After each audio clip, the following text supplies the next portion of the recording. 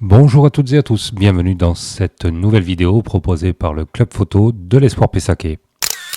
Dans cette série consacrée aux bases de la photo, nous allons aujourd'hui aborder le thème de la composition. La composition des images photographiques est un art et une science qui transcende la simple capture des moments, les fameux instantanés. Elle consiste à organiser visuellement les éléments d'une scène pour créer une image harmonieuse, captivante et évocatrice. Que ce soit par le choix des lignes directrices, l'utilisation de la règle laitière ou l'équilibrage des couleurs et des formes, la composition joue un rôle crucial dans l'impact visuel et émotionnel d'une photographie. Une bonne composition peut transformer une photo ordinaire en une œuvre d'art captivante.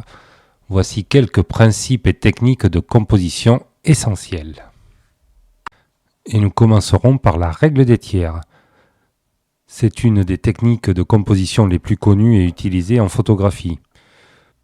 Imaginez diviser votre image en 9 parties égales en traçant 2 lignes horizontales et 2 lignes verticales. Les points où ces lignes se croisent sont appelés les points forts de l'image. En application, vous pouvez placer les éléments importants de votre photo, comme le sujet principal, le long de ces lignes ou à leur intersection pour créer un équilibre et un intérêt visuel. L'avantage de cette technique, c'est qu'elle aide à éviter de centrer le sujet qui peut souvent rendre l'image statique et moins dynamique. Sur cette image, les montagnes occupent le tiers bas de l'image, le ciel les 2 tiers hauts, et le surfeur est placé sur une ligne de tiers à droite et laisse le reste de l'image ouverte au regard. Les lignes directrices. Les lignes directrices sont des lignes naturelles ou créées qui guident le regard du spectateur à travers l'image, le menant souvent au sujet principal. Les types de lignes peuvent être des routes, des chemins, des rivières, etc. Elles procurent un effet de profondeur et une dimension dans l'image, attirant le regard du spectateur vers un point d'intérêt spécifique.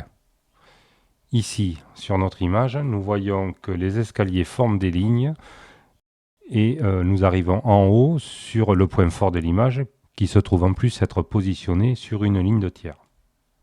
Sur cette image de groupe, la ligne directrice est créée par les personnages qui vont former une sorte de boucle. Les cadres. Utilisez des éléments dans votre environnement pour encadrer votre sujet, peut ajouter de la profondeur et diriger l'attention vers le sujet principal. Par exemple avec des arches, des fenêtres, des branches, des portes, etc. L'avantage de ce cadrage est qu'il permet d'isoler le sujet du reste de l'image et il peut ajouter un contexte visuel intéressant.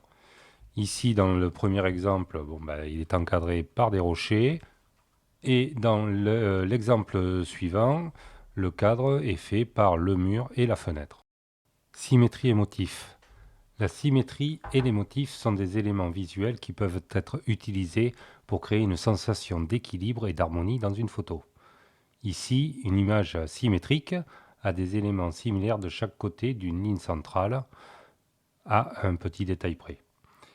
Sur celle-ci, pour la répétition des motifs, des éléments répétitifs peuvent être trouvés dans la nature, l'architecture, les objets fabriqués par l'homme. Ici, la répétition des bateaux attire l'œil et peut donner une sensation de structure et de cohérence à l'image. Espace négatif. L'espace négatif est l'espace autour ou entre les sujets de votre image. En laissant des zones vides autour du sujet principal, vous pouvez créer un contraste qui met en valeur le sujet et donne de l'espace pour respirer visuellement. Il peut rendre l'image plus minimaliste et attirer l'attention directement sur le sujet principal. Ici, le sujet a l'air bien seul sur sa plage, mais c'est ce qui donne l'intérêt à cette image. Équilibre des couleurs. L'utilisation des couleurs peut grandement affecter la composition d'une image. Utiliser des couleurs opposées sur la roue des couleurs, autrement appelée la roue chromatique, peut rendre une image plus vibrante. Utiliser des teintes similaires pour créer une sensation de cohérence et de tranquillité. Une couleur vive dans un environnement neutre attire immédiatement l'œil. Ici, dans nos exemples, des couleurs tranchantes et dans celui-ci, des couleurs équilibrées, harmonieuses. La profondeur de champ.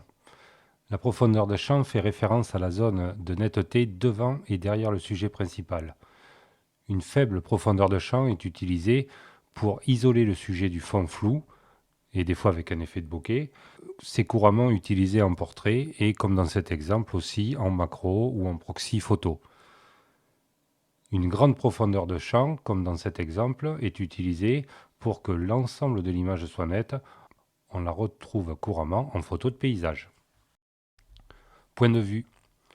Le choix du point de vue peut changer complètement la perception de la scène.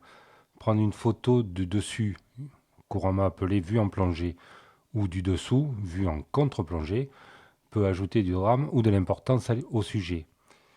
Prendre des photos à partir d'angles inhabituels peut rendre l'image plus intéressante et moins conventionnelle.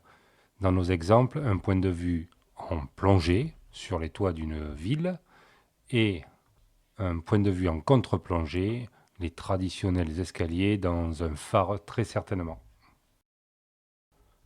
En conclusion, la maîtrise des techniques de composition permet aux photographes de créer des images plus engageantes et équilibrées. En pratiquant ces principes, les photographes peuvent développer un œil pour la composition et améliorer significativement la qualité de leurs images.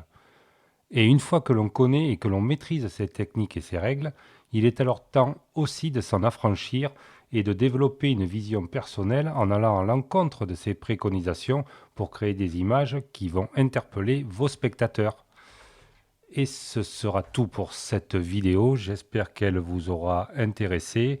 Si c'est le cas, n'hésitez pas à vous abonner, à cliquer sur le petit pouce bleu et on se retrouve très bientôt. Bye bye!